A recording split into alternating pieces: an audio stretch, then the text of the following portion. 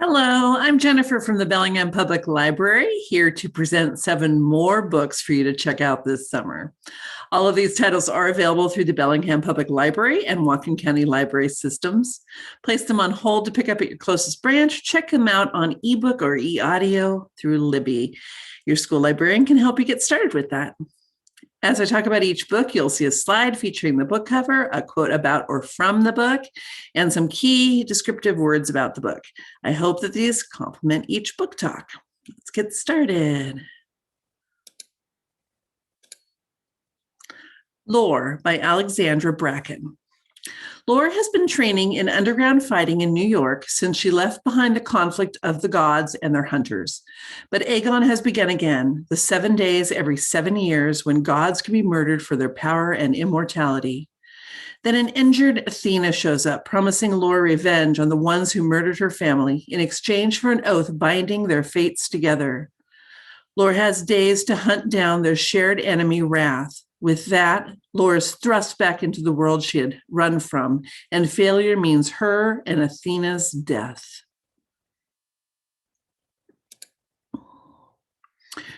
Early Departures by Justin A. Reynolds. Comedy-loving Jamal and Quincy grew up together and were best friends for years. But when Jamal's parents died in a car accident, he blamed Q. Q was dealing with his own devastating loss when Jamal abandoned him. Now, 2 years later, they have a huge argument on the beach, and then Q drowns. But when representatives from the center offer Q's mom a chance to bring him back to life for a short time, she accepts with the condition that no one tell Q that he died and will again. Could this be a second chance for Jamal and his former friend? Can he let go of the past? Horrid by Katrina Leno. Life has seriously sucked for Jane lately. First, her father died unexpectedly. And as if that's not horrible enough, her mother, Ruth, moves them from California to North Manor, her family's home in Maine. Once moved, Ruth doesn't seem happy to be back at the home she inherited from her estranged parents when they passed. But Jane tries to settle into her new life. She makes friends at school and gets an after-school job in a bookstore. But there's a creeping dread in the back of her mind. Something is very wrong with North Manor, and her mother isn't being completely honest with her. And then Jane discovers that the storage room her mom has kept locked isn't for storage at all. It's a little girl's bedroom left untouched for years and not quite as empty of inhabitants as it seems. The Surprising Power of a Good Dumpling by Y. Jim. Anna has her hands full. When she's not looking after her brother or sister or helping at her father's restaurant, she's taking care of her mother, whose debilitating mental illness keeps her in bed most days. Her father's new delivery boy, Rory, is a welcome distraction, and even though she knows things aren't right at home, she sometimes feels like she could be a normal teen. But when her mother finally gets out of bed, things go from bad to worse. And as her mother's condition worsens, Anna and her family question everything they understand about themselves and each other. The Surprising Power of a Good Dumpling is a heart-wrenching, true-to-life exploration through the often neglected crevices of culture, mental illness, and family. The Bridge by Bill Coningsburg. Aaron and Tilly don't know each other, but they both arrive at the George Washington Bridge at the same time, both intending to jump. Aaron is a gay misfit struggling with depression and loneliness. Tilly has just been ghosted by her boyfriend, was recently publicly humiliated online, and feels like she'll never be good enough.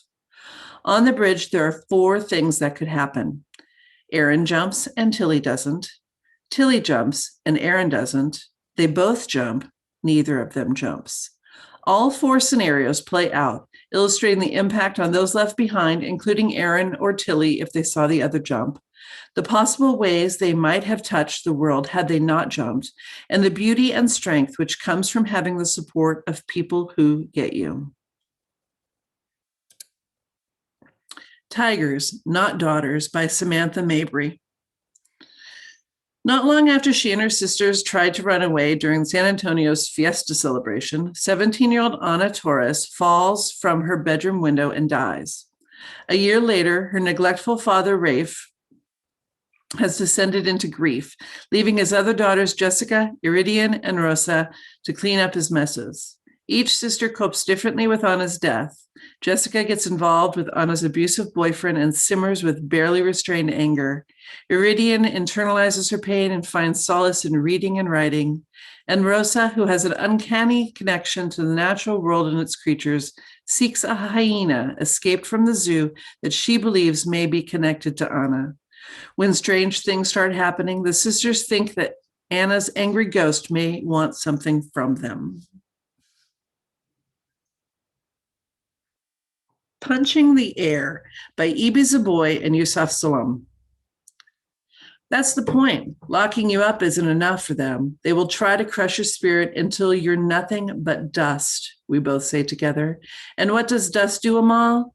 What did Maya Angelou say about dust? Umi asks. It rises, I whisper.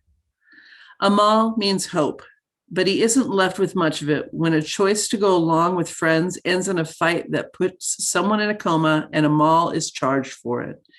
Even though he argues his innocence, advice to take a plea deal means he is facing a long time in prison. Yet with seemingly everything against him, he finally finds hope in art and poetry while behind bars.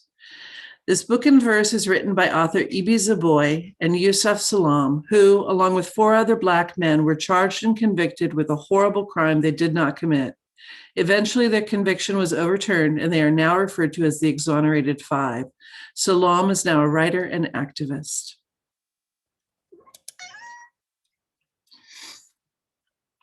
You can find more books in categories of interest on our website. Here are the teen lists that are currently available. These lists are updated by me at least twice a year.